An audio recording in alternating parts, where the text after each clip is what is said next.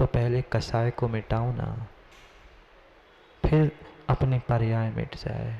क्योंकि ये पज्जाया बलदेव पहुदी। बलदेव नारायण कौन बचा? नहीं बचा।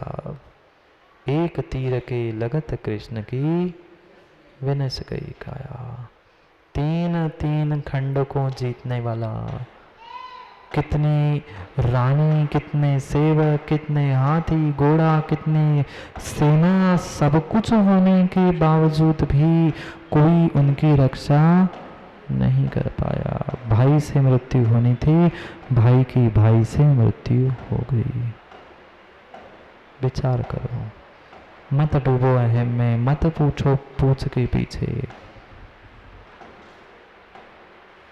जल बुलबुल सक्क धणु खण रुचि घन सोहमेव। जैसे मेघ, बादल देखे, एक क्षण में कुछ सुंदर आकार होता है, व्यक्ति सोचता है उसका मैं चित्र बना लूं, उसको अपने आंखों में समा लूं, आंख की पलक बंद करके खोलो, तब तक वह बादल का आकार देखा कभी आपने?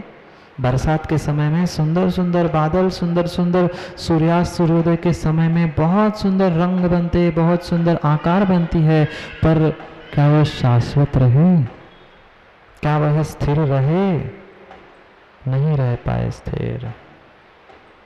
घन रुचि बिजली, घनरुचि यानी बिजली, यहाँ बिजली कौनती है पता नहीं, कितने क्षण में वो विलीन हो जाती है। मात्र उस बिजली के समान आप भी इस मनुष्य पर्याय में चमकोगे और चले जाओगे, पर वह समय अधिक होने से हमें समझ में नहीं आ रहा है, समझ में नहीं आ रहा है, पर बिल्कुल वैसी स्थिति है। इधर बिजली चमकी, कुछ क्षण के लिए प्रकाश हुआ, विलीन हो गई। ऐसी तेरी युवा अवस्था है, चंद मिनटों की युवा अवस्था में संभल जाओ तो संभल जाओ, बाकी कोई संभलने का साधन नहीं है। हाँ, पूरा पूरा काला अंधेरा है, अमावस की रात है, घनघोर बारिश और बादल है, उतने में एक क्षण के लिए भी बिजली चमक जाए, सामने वाली वस्तु व्यक्ति दिखती कि नहीं? कितना ही काला अंधेरा हो, कितनी ही काली घटाएं हो, पर जितनी तेज एक क्षण के लिए बिजली चमकी थी, एक क्षण में सामने की वस्तु व्यक्ति सब कुछ झलक जाता है। ऐसी तेरी एक क्षण की ये मनुष्य पर्याय युवा अवस्था है। समझ जाओ, देख लो वास्तविकता को तो समझ जाओगे, नहीं तो पुनः 84 के चक्कर खाते हुए स्थान और गतियां बदलती रहनी पड़ेगी, बदलती रहनी पड़ेगी। खण रुचि घन सोहम, जो ये मेघ है, बिजली है, इंद्रधनुष है, जल का बुदबुदा है, जल की बूंद है, इसी तरह से ये तुम्हारा यौवन, ये तुम्हारा पद, ये तुम्हारा धन वैभव, सब कुछ थिरम न हवे, थिरम न हवे, ये स्थिर रहने वाला नहीं है। जो चाहे प्रयास कर लो, तुम्हारा यह पद भी शाश्वत रहने वाला नहीं है, नहीं है। खोल दो माँ, खोल दो, खोल दो, मास्क नहीं, आंखों पे लगी हुई पट्टी। उस दिन कहा था ना, याद है? याद है, आंखों पर बहुत मोटी पट्टी लगी है, साइड के साथ साथ हमने तो और आंखों पे लगा दी है। क्या वह आंखों पे पट्टी लगाने वाली इतिहास की माँ गांधारी याद आ गया? क्या अंधी थी? नहीं थी, पर अंधी जानबूझ के बनी थी। क्या आप अंधे हो? नहीं हो, पर क्या अंधे से कम हरकतें कर रहे हो?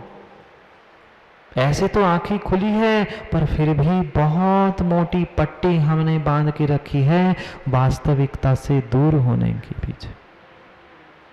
क्या आंखों पे पट्टी बांधने से, गांधारी बन जाने से किसी की मृत्यु, किसी की अनित्यता नष्ट होगी? नहीं होगी, नहीं होगी, नहीं होगी, किंचित भी होने वाली नहीं है। इसलिए वास्तविकता का बोध करो। आंखों पर लगी हुई गांधारी के समान जो पट्टी है खोल दो, जब तक खुलेगी नहीं तब तक वास्तविकता का बोध होने वाला नहीं। यही वास्तविकता है संसार की प्रत्येक वस्तु जिसके साथ मेरा संयोग हुआ है। जहाँ संयोग है वहाँ वियोग नियत है और प्रत्येक वस्तु क्षण भंगुर है, नष्ट होने ही वाली है, नष्ट ही होने वाली है।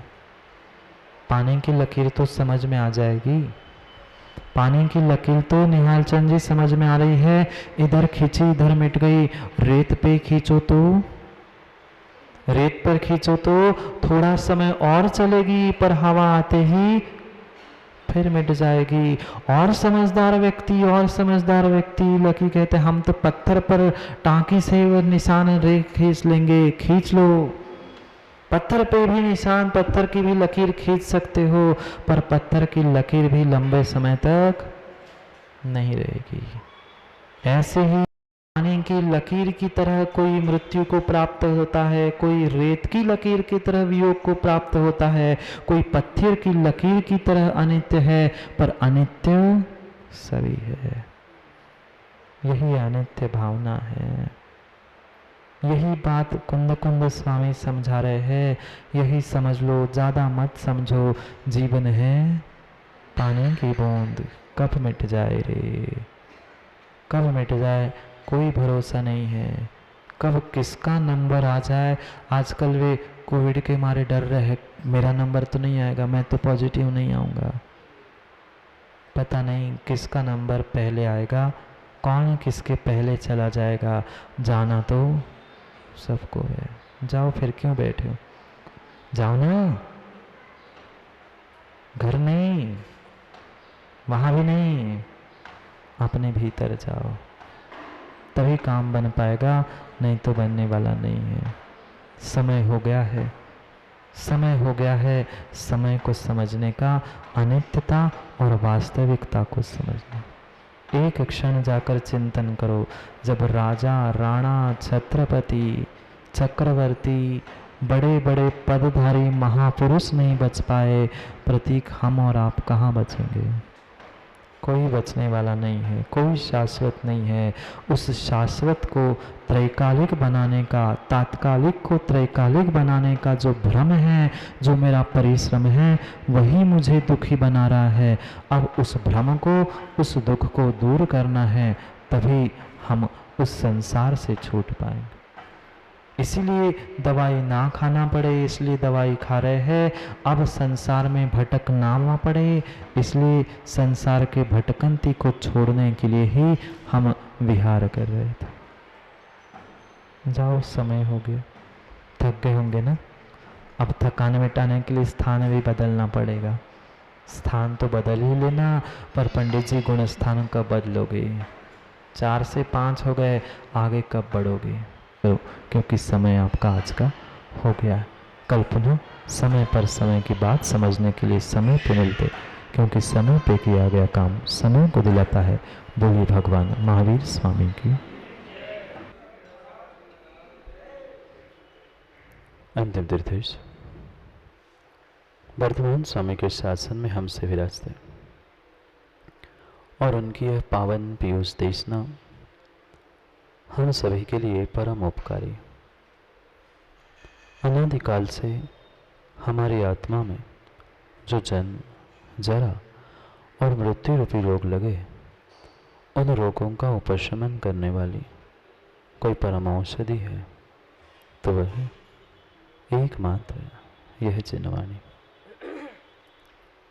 भव्यात्माओं, ये जितने भी उपद्रव दिख रहे हैं, चाहे कोरोना महामारी का हो, चाहे देश के सरहदों पर होने वाले युद्ध क्यों ना, जितने जितने उपद्रव, जितने जितने अशांति संक्लेशता है, वह परिपूर्ण रूप से बाहर है मेरे भीतर में। जब जब हम अपने से बाहर झांकते हैं, अपने से बाहर जाते हैं, तब तब हम उन उपद्रव और अशांति को प्राप्त करते। अभी कुछ दिन पहले भी पूरे भारत में और कई सारों देशों में वह जिसे कर्फ्यू कहा जाता है 144 धारा लगी थी। शासन ने कुछ व्यवस्था बनाने के लिए, शांति बनाने के लिए यह 144 धारा और कर्फ्यू आदि बनाया था। 3, 4, 5 लोगों से अधिक बाहर नहीं निकल सकते, हाथ में कोई लाठी शस्त्र अस्त्र लेकर नहीं जा सकते, कोई बहुत बड़ा कार्यक्रम, बहुत बड़ा जुलूस कुछ भी नहीं कर सकते। सबने अभी अभी कुछ दिनों तक उसे बहुत अच्छे से महसूस किया है। कभी कभार ऐसा भी हुआ अपने भारत में, जब 144 से भी काम नहीं बना तब मार्शल लॉ भी लगाया गया। जब व्यक्ति खिड़की दरवाजे से भी बाहर झांक के नहीं देखता और जो बाहर हाथ निकाले, सर निकाले, कुछ भी निकाले, उसी समय पर गोली से उड़ा दिया जाता था।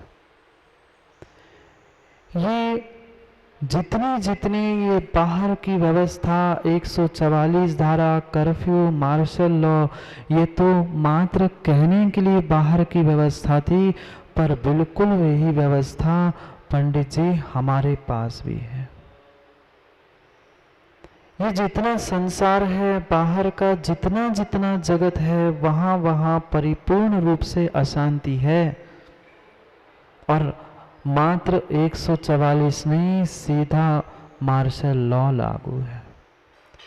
थोड़ा सा भी व्यक्ति अपने स्वयं से बाहर आकर किसी के घर में, किसी अन्य स्थानों पर झांकता है, उसी समय तुम्हारे संसार के प्राणी, तुम्हारे प्राण, तुम्हारी सुख शांति को हरण कर। घर में तो फिर भी 2-4 खिड़कियां होंगी, तुम्हारे यहाँ तो 5 इंद्रियां और 1 मन, ये 6 खिड़कियां हैं और व्यक्ति प्रति समय उन खिड़की दरवाजों से झांक कर देख रहा है और प्रति समय उसकी मृत्यु हो रही। नहीं अनुभव किया क्या? कुछ बुजुर्गों ने तो वह 80-82 जो 1980-82 में भी जो कर्फ्यू, मार्शल लॉ, इमरजेंसी घोषित हुई थी, तब भी देखा होगा, 84 में तब भी देखा होगा और अभी 2020 में भी देखा। समझना, ये बिल्कुल जो व्यवस्था है वकील साहब, वो परिपूर्ण रूप से यहाँ से ही प्रारंभ हुई है। चाहे तुम आंखों से देखो, कानों से सुन लो, चाहे किसी भी इंद्रिय या सबका राजा मन, उनसे थोड़ा सा भी बाहर झुकोगे, देखोगे, नियम से तुम्हारे सुख शांति को नाश होना। कोई ऐसा शांत प्रिय देश बाहर में कह दो, या कोई ऐसा शांत प्रिय शरीर के इंद्रियों से भोगा जाने वाला विषय नहीं है जिसके कारण से आज तक हमने दुख नहीं उठाए। मां, दुख नहीं उठाए, दुख नहीं उठाए। कितने सारे दुख हमने मात्र इन इंद्रियों और मन के कारण ही उठाए।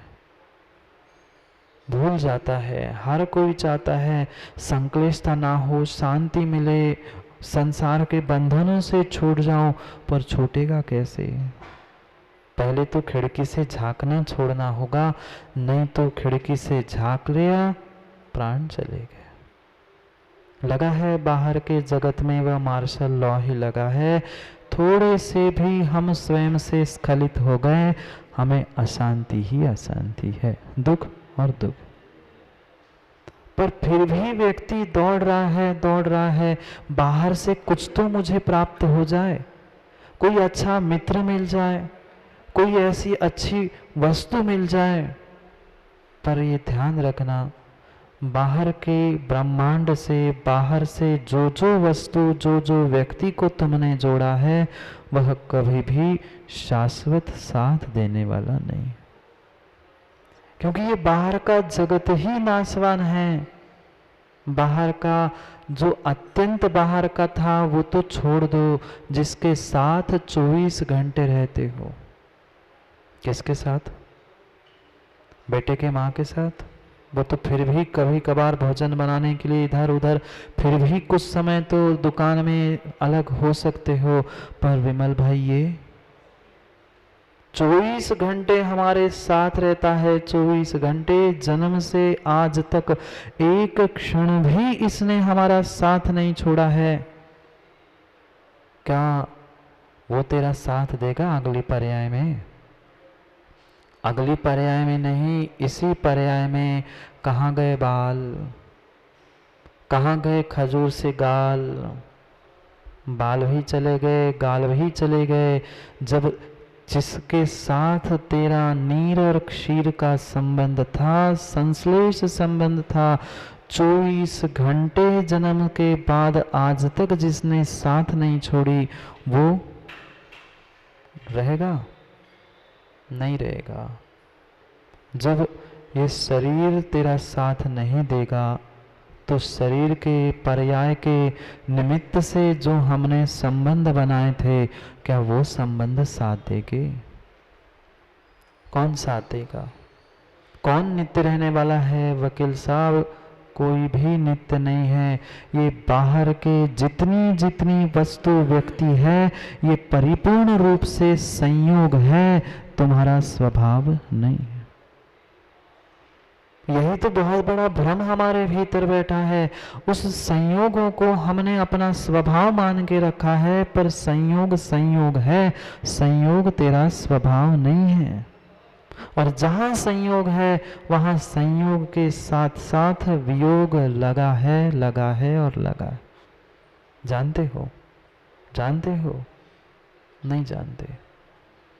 अभी जानते नहीं हैं, मात्र शब्दों को समझा है, सुना है, पर अभी वास्तविक जानने में नहीं आया, क्योंकि मानने में नहीं आ रहा है।